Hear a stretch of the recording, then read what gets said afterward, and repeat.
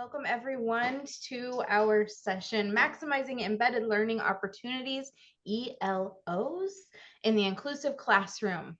My name is Heather Snipes. I'm the moderator for this session, and we're going to give just one more minute until we get started because we know that that keynote was amazing and we want to make sure that everybody's able to join in.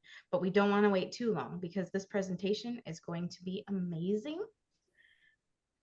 Other early childhood enthusiast from supporting inclusive practices here, Jessica. She's from our Southern California team. I'm from our far Northern California team. And I want to introduce our presenters today.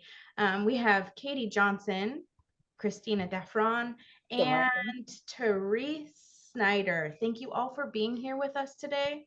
A few logistics before we really get into it. We just want to remind you that this session is being recorded. You have access to ASL interpreters, Spanish interpreting if you click on the interpretation button on the bottom of your Zoom screen. There are also closed captions available. And please engage with our presenters in the chat. We'll be monitoring the whole time. There will be resources shared and opportunities to connect with each other throughout the presentation. So without further ado, I'm handing it over to your presenters to get started today. Awesome. Thank you so much. We're so excited to be here in this virtual space with you all. You'll see here we've got the presentation bit.ly that you can put in. We'll put everything in the chat and we are just going to get going. Please feel free to ask any questions in the chat. Multiple ones of us are here to be able to check that and respond to you. We want to make sure that you're able to access the resources and what we're talking about today. So let me just start sharing my screen. Is everyone able to see the presentation here? Looks like we're good. Okay, so today we're going to talk about embedded learning opportunities in the inclusive classroom. And first, we're going to introduce ourselves. All right, so we're early childhood folks here. I hope that some of you are coming to us from the world of early childhood. And if not, you're excited to learn about it. I'm Katie Johnson. I work with this state program with embedded instruction and really supporting coaches to support teachers to implement embedded instruction, which is what we're going to talk about a lot today. And I'm Christina Daffron, also from the world of early childhood and early childhood special education. I have a couple of hats. One hat I wear with Etiwanda School District. I am on the preschool assessment team after a decade of teaching in an inclusive preschool classroom. And then I'm also a statewide implementation coach with embedded instruction for early learning, which just fits perfectly within those inclusive preschool settings. So we can't wait to share more about some practical tools that can be implemented right away into classrooms. Thank you, Christina. And I'm Therese Snyder, and I work with the embedded instruction team. I'm the director of professional learning.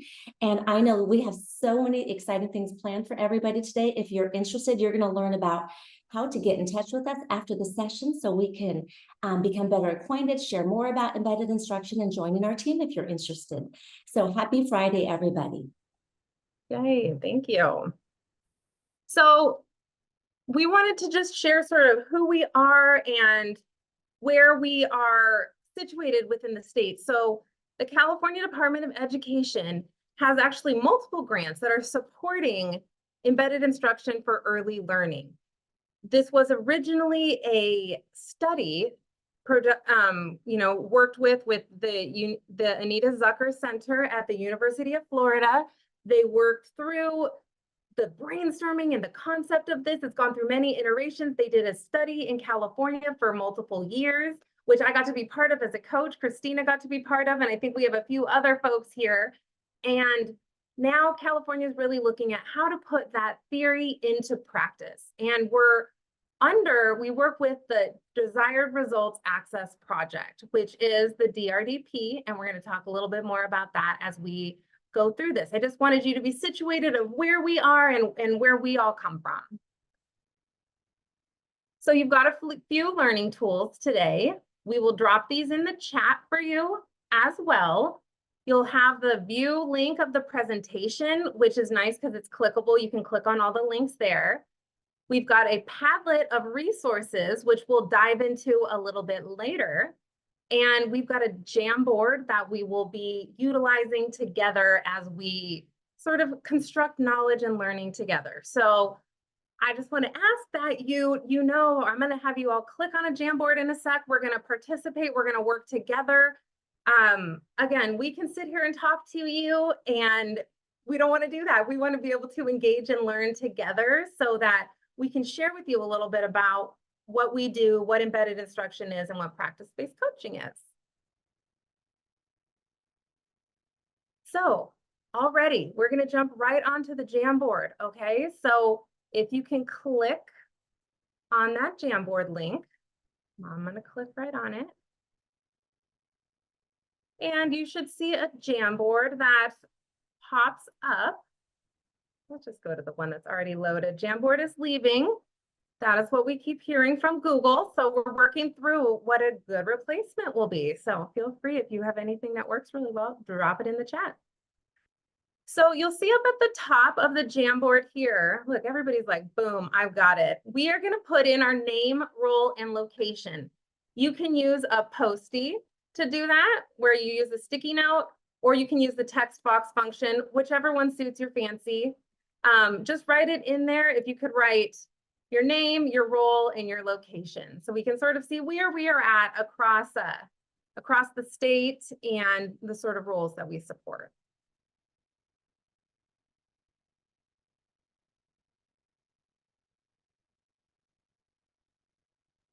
And I also see some participants dropping that in the chat. That is just fine too, if that's easier for you.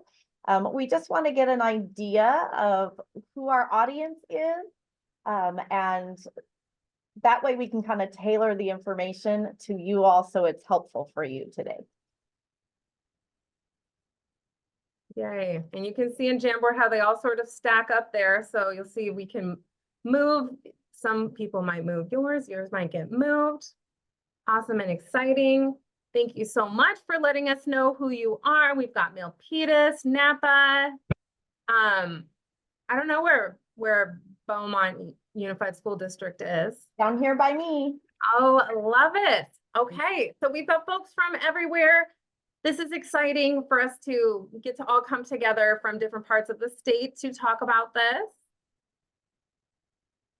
I love it. We've got TOSAs, program specialists, educational consultants. This is exciting. Ooh, we have a resource specialist from Nipomo High School. That is exciting. We're here in the world of early childhood and love to have different folks come in. So I see someone said their sticky isn't showing up. So you could try the text box function if that's not working, or dropping it in the chat is just fine as well. Awesome. Exciting. Okay, so we are going to talk today about a few different things. We are going to talk about embedded instruction for early learning. And I'm going to go all into that. Okay, we're going to talk about the DRDP, the desired results developmental profile that is required in preschool, soon to be TK and kinder. Okay, and we're going to talk about practice-based coaching. So we want to try an activity where we sort of see, where are you at in your learning continuum or process in each of these practices. So over here, you can see there are stacked little location markers. So if you could take these and sort of rate where you're at on each of these timelines, do you feel, or not timelines, experience lines. So you can just grab a little mark. If there's not enough, you can always just duplicate a mark and just move them around and think of where you're at with embedded instruction, with DRDP, and with practice-based coaching. And again, this helps us to know sort of where you're at, where our group of learners are in this process, so that we can, you know, spend time and talk to you where we're at. Ooh, I like it. Someone's drawing on there. Oh, see, I don't ever use draw as a function. You could just make an X where you wanted to be. Lovely. So we've got a range. It looks like we've got quite a few people who know the DRDP and have used the DRDP. Well, it looks like we're half and half, really. I love it. So just take a moment, really think of where you're at. We've got some folks in the middle. It looks like of the most experience we have is around DRDP, which makes sense as it's required in preschool. It's required for preschool special education. And that has been the case for quite a while, ever since I started teaching in 2008. I'm not sure what year that started, but we're going to show you some fun things that the DRDP can help us do now. Okay. Awesome. This is great. This is great to see who you all are today. Love it. Okay, we're going to do one more on a Jamboard, and then I'll go back over to the slides. But we're going to talk about our learning plan. Okay, so today we are going to discover job-embedded professional learning and practice-based coaching. We're going to explore embedded instruction to create ELOs in the classroom. And we're going to utilize observations, DRDP, and IEP goals to create some learning plans. It's going to be really fun. And we're going to discuss embedded instruction practices and sort of explore some different resources. So just take a minute to think about, what do you really want to get out of today? And maybe we won't do this one on the Jamboard just because I want to make sure we have enough time to go through the content. Think about that and think about, what are you really hoping to get out of our time together today? Oops. Just be thinking about that. Okay, make your own goal. What do you want to take away from this learning? So we had a lot of folks who knew what the DRDP was. They could teach others. Some are still learning. The DRDP is the sort of the guidepost of the developmental continuum of where children are in their preschool years. And it's based on and aligned to the California Learning Foundations. Then we've got embedded instruction, which is really a set of practices that put this together to bring wonderful progress for our kiddos, right? So embedded instruction is really just using some wonderful intentional teaching practices that help us to target those skills that we're needing to teach kids, as indicated here in our state standards. And then we get to see child progress, okay? And what we know is that professional development, including practice-based coaching, leads to an increased use of these practices, which then leads to those positive outcomes. We know we're here for an hour today together, and we are just going to play and have fun, and we're going to look at some examples, and we're going to just try it out together, knowing that, you know, to get to true implementation as intended, it takes a little bit more support than that, as you all know. And just to highlight our EIL inclusive practices, they are supported by research, like I shared with you already. It's an evidence-based practice, DEC recommended practice, and it really focuses on child participation, right? So when we think of inclusion, this focuses on bringing that access and participation together so that children are able to actively participate within their ongoing classroom routines and activities. So we want to show you a little story about Ryan. And the teacher's going to tell you all about him. So let's just take a moment and watch that together.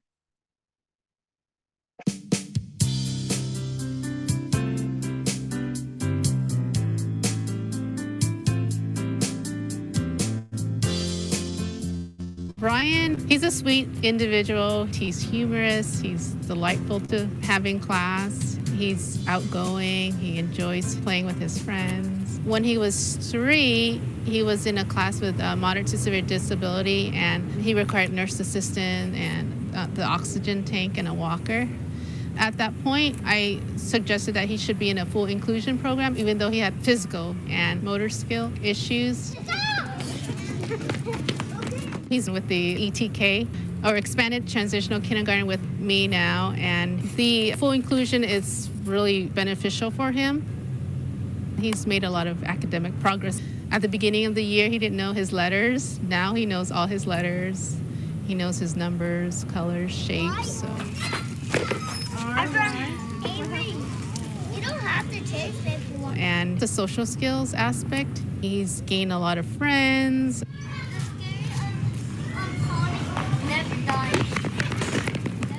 He's working with walking on uneven surfaces and building his strength now. The DRDP and embedded instruction, they do relate because I get the goals from the IEPs, and then the embedded instruction goals are more attainable, like short-term goals, and those align to the DRDP. The embedded instruction has been helpful. The embedded instruction cycle helps to assess and observe what he's interested in. Every 3 weeks, he's improving, so we change his goals. I embedded the stepping stones in the class into the routines, so he's using that to build his strength, walking on the stepping stones.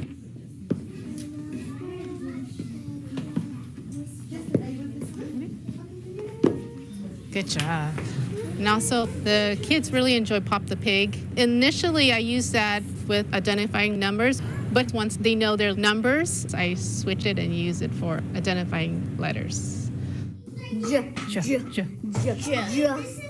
Justin. J is for Justin. If Ryan wasn't in an inclusion program, I don't think he would build that social skills aspect, which helps them get ready for kindergarten. From the fall to the spring, I've seen the progress he's made. So yeah, I think he's ready for kindergarten next year.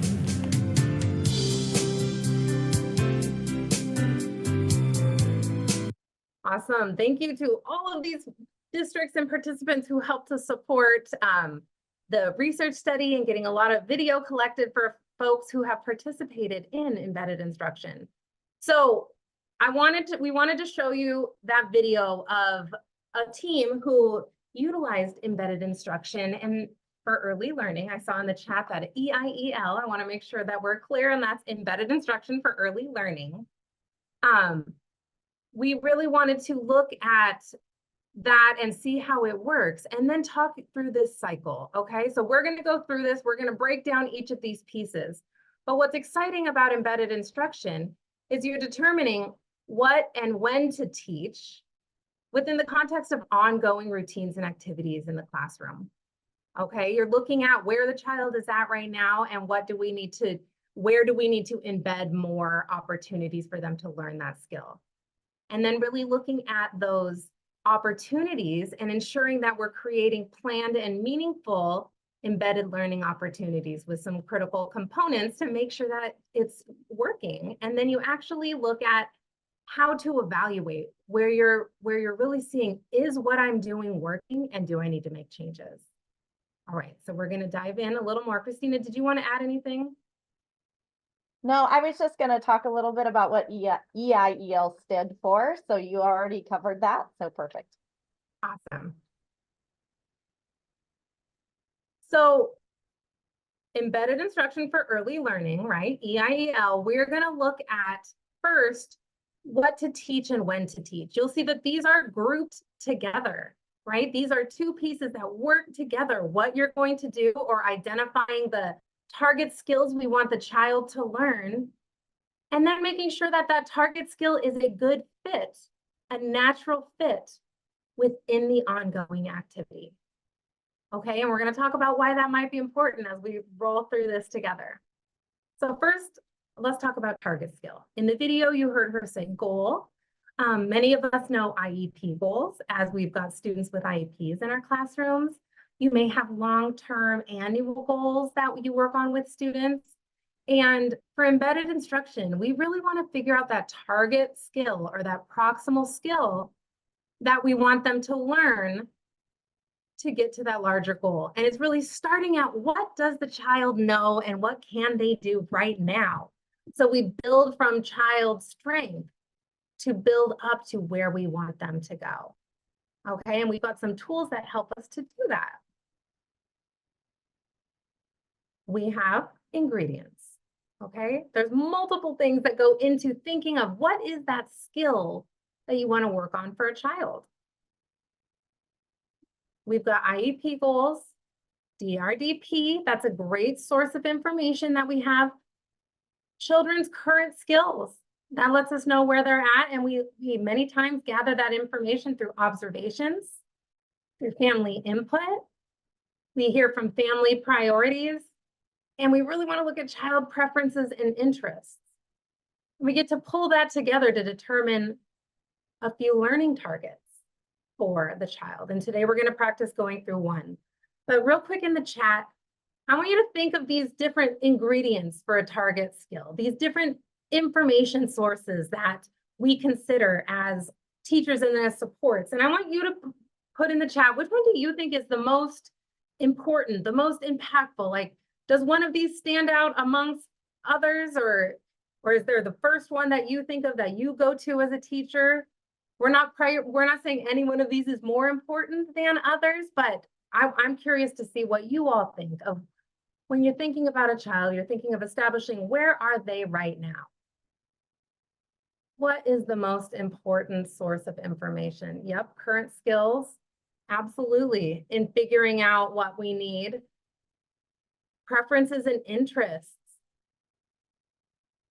It is a recipe, right? So it's looking at observations and preferences and interests. I love how that's coming up in here. All of this works together to create that learning target. And you all, you know, we know that the IEP is not the only thing, and the DRDP is not the only thing that gives us information. And you talked about all those pieces. I love it. Preferences and interests, that's where we want to start with. That's where we want to start with child strengths. So we are going to talk about our friend Cameron. Oh, I love family input, and someone wants to add child strengths. I'm just reading the chat, sorry, as we go through. It's exciting to see your input as you guys are interacting with this information. So we're going to talk about Cameron, and we're going to start with his strengths and interests. So Cameron likes drawing and painting. He likes to play outside with his older sister and his dog. We got that from the family. He loves singing and dancing at circle time, and he likes playing with teachers. That's just a little bit about Cameron. He likes other things too, right? But the team is really focusing on what are the things he likes. You can see in this activity, he likes to draw and play with his teacher, Maureen, right here. He's not really interacting with peers right now, but he's interested in sitting there at the table, and he does love to color. So what we want to think about is during these activities, this is a natural activity that's happening in the classroom. We see that he's very interested in what's going on. So what we're going to do is work together back on the Jamboard.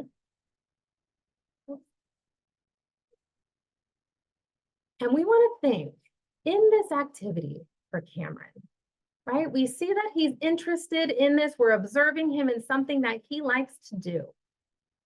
I want us to, with the text function or the sticky note, think of what are some skills that Cameron might need to be successful or might be learning during this activity, right? So we want to think of different skills that he might say or do or need to do that we pull from the DRDP. So one example might be fine motor skills of holding a pen. So if anybody wants to write in there, what do we think are some skills that Cameron might be learning or might need? Yes, drawing shapes, great. The magic of embedded instruction as we go through this is really looking at those activities and breaking it down to what are some skills that a child might need to do or learn. Great, someone said language, writing. So we're thinking of some of those general categories of skills. Oh, I love it. We're coming. We're pulling from our DRDP knowledge. Oh, someone wrote PD, fine motor, health, love it. Shared use of space. Awesome. So there are many skills that a child may need in an environment. We can see that Cameron has some skills that he's demonstrating to us. Okay, we can't really tell about his language use or his attention right here, but oh, I love how specific you're getting with those motor skills that he's using. Oh, look, someone added a picture. I love it. Identifying colors. Great. Ooh, I love how we reorganize each other's space. Wonderful. So we want to think about Cameron. We're thinking of his strengths. We're thinking of what he can do and what this activity offers as options of skills you might work on, because that is what embedded instruction is all about, is capitalizing on the activities that are ongoing so that we are able to embed skills. Okay, and we're starting with an observation and looking at his preference and interest. Okay, let me just go to the next slide. We have some other information about Cameron. We have his child report. Has anybody seen the child report before? I mean, I can't see all of you, so I hope you have. But if you haven't, this child report is great, because this also shows me where his strengths are, right? He's got some relative strengths in approaches to learning self-regulation, in literacy development. That's where he's doing well. And then we also see that the areas where he may need some more support are in social emotional development and language development. This just gives us a little snapshot of Cameron. We can go deeper into the DRDP. And we know that Cameron interacts in simple ways with familiar peers as they play side by side. Okay, and we know that the next step on the DRDP is that he will participate in brief cooperative episodes with other peers. Okay, so that's one step. There are many steps between getting from here to here, getting from later to earlier. So we're going to talk a little bit about how we might do that. Cameron has an IEP goal that he will participate in back and forth interactions with peers for a longer period of time. We're not modeling that as an example goal. That is just the idea of his goal. Okay. So we have gathered some information. We've observed him. We thought about skills that were happening within that activity. We looked at where he's at on the DRDP. And the team, we want to sort of focus in on social, okay? And we know he's using 1 to 2 words, and that he plays alongside kids and sometimes takes toys from peers. He takes them, he isn't asking for them.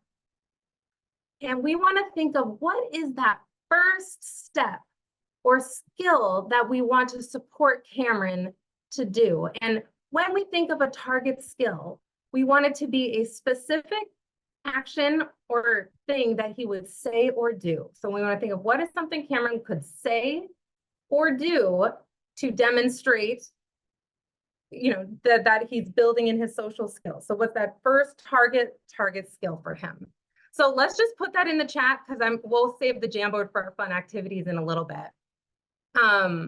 Request object from a peer, someone said. And as people are putting that in the chat, it's kind of a few slides ago, there was that visual of the student kind of going up the stair steps, each step to build to that kind of larger IEP goal. And so what we're thinking of is, what are those sequential steps to move Cameron from where he is currently to get to that next step on the DRDP and to meet that annual IEP goal. So I see a lot of participants are saying, requesting objects from peers, using some of those language skills to communicate with peers, turn taking. You are all on the right track. Awesome. And what's great is there are no wrong answers here, because it's going to depend on what you know about the child within the context of the classroom and all of those different things that we're just seeing a little piece of Cameron right now. But here the team determined that Cameron would ask a peer for a turn or an item by saying my turn or pass me. Now I want to ask you, does this look like it is observable? Is that something we can see or hear the child do? Yeah, I see some heads nodding. Wonderful. And we want to ask, is it measurable? Can we count it or time it? Does this seem like a good next step for Cameron? And is it aligned with what's going on in preschool, with what he should be doing, what we want all preschool children to know? And we would check off all of those pieces for this, because you do see that this target skill meets these components, right? We wouldn't want to just say that he's going, you know, a more general skill, because we wouldn't be able to observe it and see it happening as it's going on. So we have written a target skill to ask a peer for an item or a turn, saying my turn. Now I'm going to pass it over to Christina so we talk about connecting that to when we might do that. Thank you, Katie. So now that we've defined and we know what we want to teach Cameron, we want to teach him to ask a peer for an item or a turn.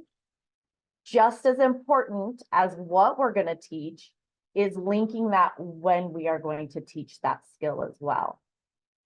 So it's matching that target skill within those naturally occurring activities. And I have a great example. I was in a preschool classroom yesterday, an inclusion preschool, and they had a student off to the side at a small desk with 2 adults. I don't know what classroom has 2 extra adults, but this one did. And they were working on sorting activities. So sorting by vehicle, sorting by color. And as I watched, I thought to myself, if I were coaching this classroom and this staff, I might ask them, when else could we work on sorting within those naturally occurring activities? So rather than kind of setting up a contrived situation for the student to practice sorting, could he sort blocks on the carpet with his peers? Is there opportunities for sorting in the painting group or over in the dollhouse area? So thinking about how to provide those opportunities where peers are present and in those activities that are motivating to the student. They were getting some work done, but I wonder how much motivated that student would be alongside his peers in those other activities that were happening. So one of the tools that we have to plan for the when to teach is an activity matrix. And so when we're done today, if you go over to the Padlet, there is a template of an activity matrix. This can be used for linking that what to teach, that skill we're going to teach, into those activities that are already planned. And so what we have on the screen now is a simplified version, but on the Padlet, you can use that one to take home, to share with colleagues, to use in classrooms right away. It is a really helpful tool. So this one we have, it has those daily schedule listed on the left. And then it also has, what is that target skill? So this target skill is asking a peer for an item or a turn. So let's think about this together. We're not going to do this one on Jamboard. We're going to save the Jamboard for our next activity. But let's just think a moment about when during this daily schedule would be a natural time for Cameron to use the skill of asking a peer for an item. And when I think about this, like a hint or a tip is, think about when peers are needing to ask peers for an item or a turn. And that's exactly when we want to teach Cameron to do the same. And that will increase his participation and independence within those activities.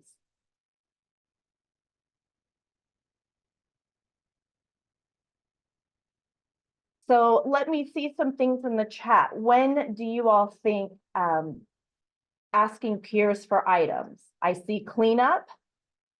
That's a routine that happens every day in a preschool classroom. Sharing snacks. Can I have more Cheez-Its? Pass the milk, pass the water. During child choice time. There are infinite possibilities during child choice time. You know, if they're asking for blocks, trains, a turn with a bike, free play bins, so many opportunities, playtime, choice time, meal time, outdoor time. Yes, There are so many opportunities.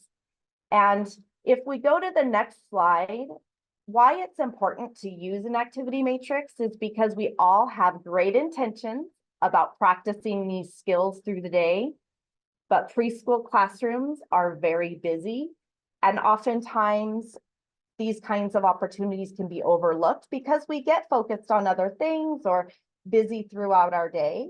So the activity matrix kind of just keeps us on track and reminds us not only when we want to focus on giving Cameron opportunities to practice, but how many times we want him to practice during those activities as well. So Cameron's team decided during child choice times, they would set up 3 times for Cameron to use the skill of asking a peer for an item, during snack 2 times, and then outdoor play 3 times. And we don't just want to give him the opportunities, we want to make sure we're giving enough, so multiple or sufficient opportunities for Cameron to learn that skill.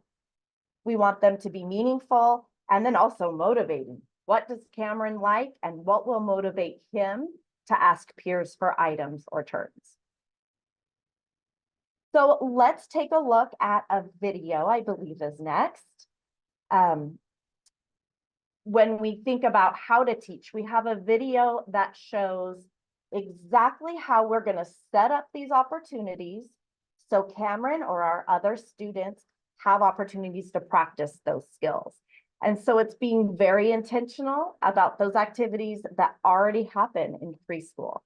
And so this is a short video. And when we watch it, let's think about what did the teacher do to set up this activity for this child to use one-word requests, and then what happened after the child used those words. What should we do? Push!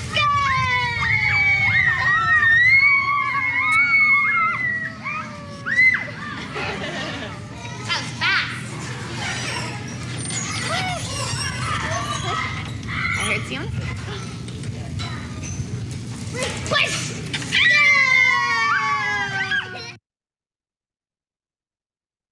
So what did the teacher say or do to set up that situation for that child to use his words? You can go ahead and drop it in the chat.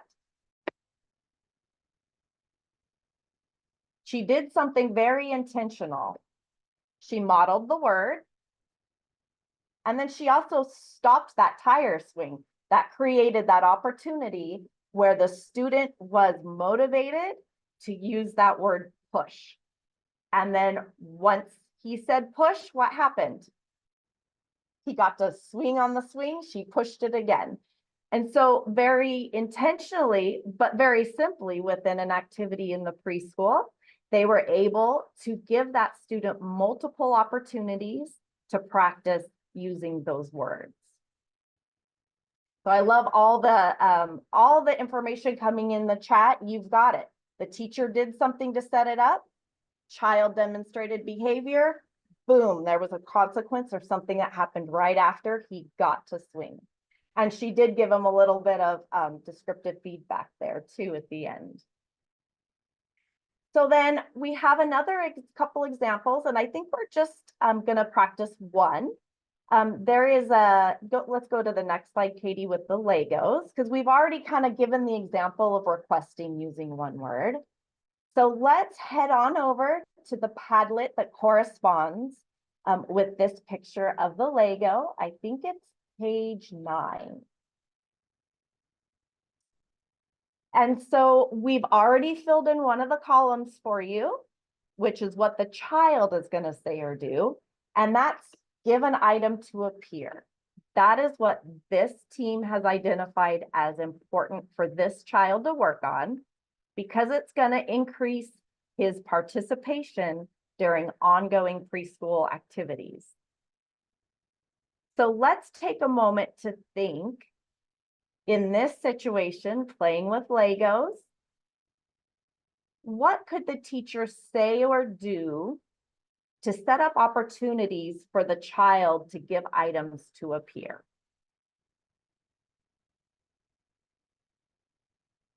So you can type it in using that text option, or you can put a sticky note, or you can drop it in the chat, whatever is most helpful to you. And then there's so many of us here today, we can actually, some of us can do what can the teacher say or do to set up. And if you're ready, go ahead and move over to that third column.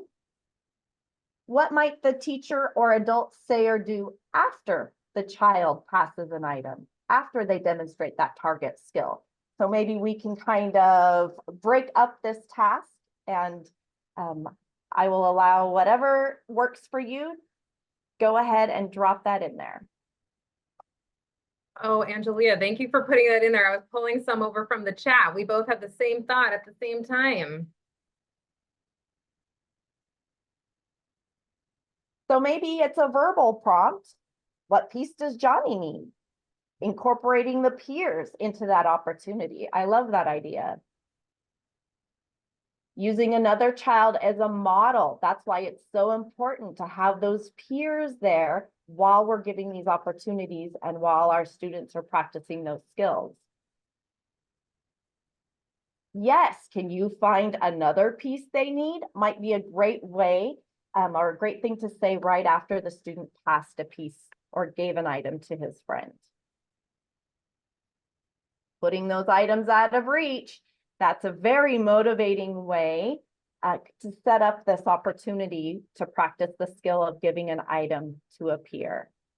Giving options, giving choices.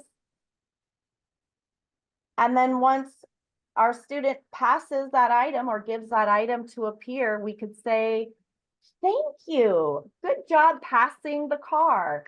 Thank you for passing the red block. Yes. Can we find another piece for our friend? So giving that descriptive feedback tells the child, you did it right, you're on the right track, let's use that skill again.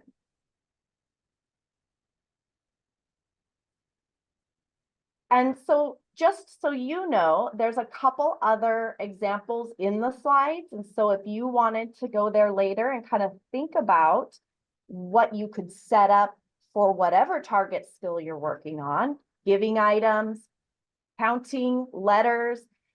One of the things I heard in that Ryan video was how important those social skills were. And that's really where Ryan benefited from being in an inclusive classroom.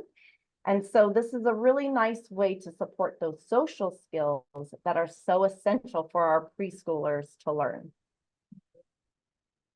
So let me go ahead and pause. I mean, we've kind of been going really fast and going through a lot of different ideas.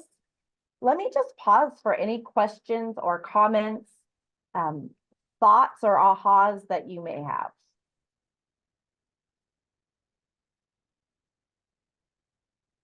And while you're thinking about those, I just want to add on to what Christina is saying, because this is what is so unique about embedded instruction. Like, we know in the preschool classroom, learning opportunities happen all the time. Like, Johnny could pass the truck without us doing anything, right? But what this is us creating, teachers and teams creating a plan that you have listed on that activity matrix. And you know what that does? That lets us know that we are providing the child with that very targeted and specialized support that they need in order to be successful in the inclusive class, right? Like Christina's talking about social skills. I have a child who happens to, learn a lot of things, just like it feels like through osmosis, my own child, right? But we know that, but there are some skills where she needs like very directed and targeted support, right? And that's what embedded instruction does, is it structures those natural ongoing pieces to make sure that we are setting it up and reinforcing it afterwards to make sure that that learning sticks, which is why we want it to happen multiple times across the day and be meaningful for a child. So Katie, let's go ahead and go back to our presentation. And I want to talk just a little bit about, we talked about what to teach. So identifying kind of those small steps and those small skills, and then matching that within naturally occurring activities. So that's the when to teach. And then we talked about how to teach, how to set up those activities so that the student is motivated to use that skill. And we really want to target those skills that increase independence and increase engagement within the preschool classroom. And then the last kind of step within that cycle is how to evaluate. So this is collecting data, not just collecting data for collecting data's sake, but we really want to be thoughtful about analyzing the information we collect to know, am I doing it? Am I following the plan and giving as many opportunities as I planned? Is it working? Are my students making progress? Not because I think they are or I feel they are. I actually have the data to say they are making progress. And do we need to make changes? Is something not working? Maybe I planned to give 4 opportunities during child choice time, but there's just not enough adults in the room at that moment to give those opportunities. So maybe we have to go back to the drawing board and figure out something that is feasible for our classroom. Maybe our students ready for that next step, or if they're not making progress, we might have to go back and kind of adjust what we're setting up or what we're working on. And so that is that full cycle of embedded instruction for early learning. And as you go through that cycle, the end point and what we all want to see is that child progress. And that is where we really feel excited about what this practice can bring to classrooms. Awesome. So I know, Christina, we have a pause for questions here. I know we just did pause for questions. And then I have a bunch of resources that I want to share with you guys. So let's pause for a moment, and we're sinking in this fun stuff. And I know we're giving you a lot of info in a short period of time. We know what we can do with an hour. So any questions that come up right now, that'd be great to share. You can keep adding those in the chat. We also have all of our emails on there, but I want to give you a moment to explore some resources with me. So we just talked about a bunch of stuff about embedded instruction, right? We talked about how you embed learning targets in ongoing activities and routines. And there are some free resources that can give you some training opportunities around embedding instruction.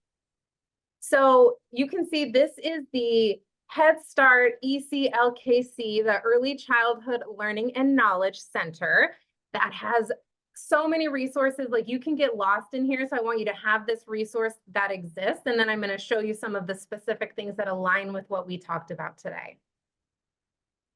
So you can see here, this part is curricular modifications, which is great. It has some simple videos and activities there.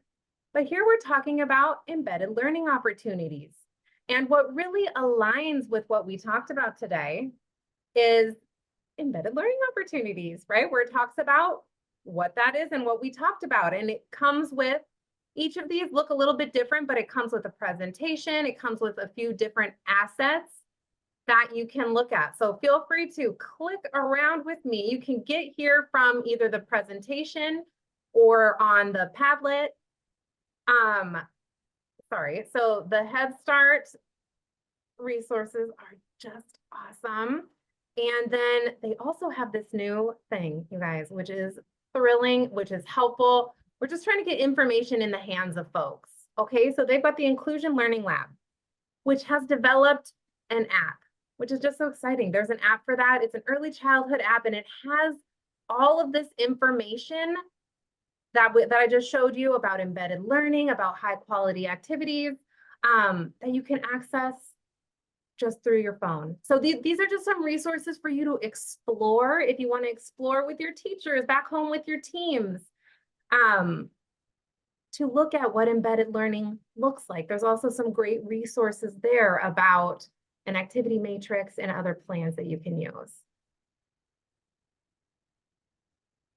So on this next slide, so I'm going to go back and forth for a second. On the next slide, I just broke down the ones, these activities specifically in the ECLKC are very aligned with embedding instruction, right? And these are previous iterations of the research that has been done over and over again for embedded instruction. And it's exciting that these are free resources for you all. We dove into the DRDP a little bit today. We looked at the child report, but there's also the DRDP linking tool. Now, what this means is I'll do social because we did social today and we were talking about relationships and social interaction with peers. So what this does is this looks at the DRDP measure, and then it lines up the infant toddler foundations and the preschool foundations that are aligned. So this one doesn't align as cutely as some of the other ones do because there's these additional pieces of relationships that are in here. But what's nice here is you can see if I'm looking at one skill, interaction with peers, I can pull it up on both of these sides, and I can see what the developmental sort of age range is that these behaviors are happening or that the child should be doing. And Christina is great at when she's writing IEPs and doing this in the preschool classroom. It's really helpful of thinking where children are at developmentally, right? And looking at these different age ranges there. And where they should be. So we wouldn't want to expect beyond what we expect from all preschoolers at that age. That's great. So then we've got the Padlet. All right, so you've got the Padlet where you've got the activity matrix that Christina had shared. You've got this great little intro video. We didn't show it today because we had so many videos and things that we didn't even have time for today. But this is a great little short 3-minute video that just is an overview of what embedded instruction is and how we work here at EIELCA, which is Embedded Instruction for Early Learning California. There's the presentation, there is the activity matrix, which you can click on here. It's a fillable PDF. And there's also this other cool tool of linking the DRDP to instruction and to creating, small steps and targets for students. So again, there's a plethora of resources. Here's your Head Start links. There's the presentation there. And here's just some other information about embedded instruction. We have a Padlet and there's the embedded instruction website. So I'm just going to give you guys like 1 minute to just click around a little bit. I'm sure you're clicking. I hope you're clicking while I'm talking because these are the fun things where you get to sort of see the resources that exist. And maybe just take a moment and sort of look through one. Pick something, look through it, and then let's write in the chat, what are some ways that you think you might use one of the resources or the information that you have today. Okay, so we'll give you 1 minute and then we've got a little survey at the end and then we'll be done. So wonderful. Yeah, just take a minute, explore one of those resources and then type in the chat how you might use that, how it might be helpful.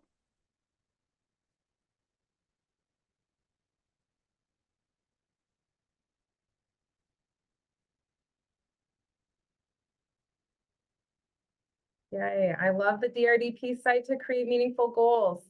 That is wonderful. You've also got to look at the DR Access reports. I didn't put that link on here, but I'll make sure I add it to the Padlet because with the reports and the linking tools, it is yay, it does so much of the work for you and it helps to support it along that developmental continuum. Yep, training for classroom staff. That's what's great. The ECKLC suite is all set up, ready for you to utilize. Many of them have presenter notes, videos. It's fabulous.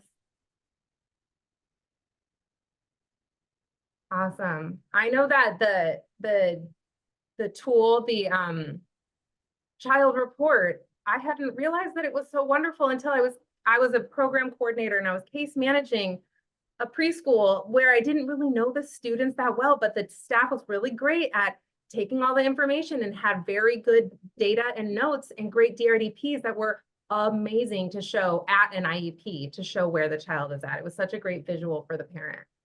Activity matrix, yay, I love it. I love that activity matrix because it's so simple to use and it's something you can use right away with. You don't have to go through training. You don't have to, do any kind of background work. It's just set up and ready to go. And it's also a nice way to collect the data too. So it can serve multiple purposes in the classroom, but really ensure that our students are getting those opportunities to practice whatever skills we have identified that they need to practice. Awesome. That is so great. We've got all of our information here. I want to give a couple of moments for any other questions or comments, and then we have a little survey that we would love it if you could take about, what you learned about today. But first, Therese, is there anything that you would want to add about any next steps or anything for folks? So now that you've met us, we really want you to reach out. If you've got questions, please feel free, hit us up. We can jump on a Zoom call, talk about how we can work together. So please don't hesitate. Looking forward to seeing you all at another time. Therese has been working hard with a lot of sites as the EAP applications, which if any of you were involved in the EAP process, we know that there was it was a fast turnaround, and she was able to support that. And we do support a lot of folks with that EAP grant funding. So here we have the QR code for a Google form, but let me just pull the link also. Let me just find the link real quick.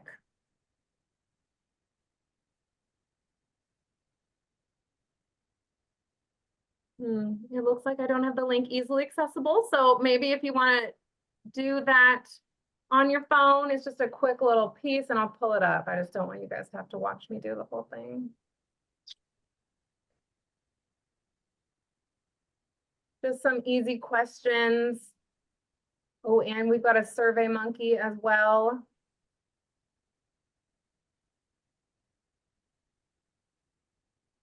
This survey really just lets us know who you are, where you're from, what you might be using, or what would support your implementation. This helps us to get sort of a statewide perspective as we are supporting all across the state to be able to implement this. We're working with CDE, we're working with local organizations to be able to make this possible for folks and to be able to get some support around coaching and around really being able to make that happen in the classroom.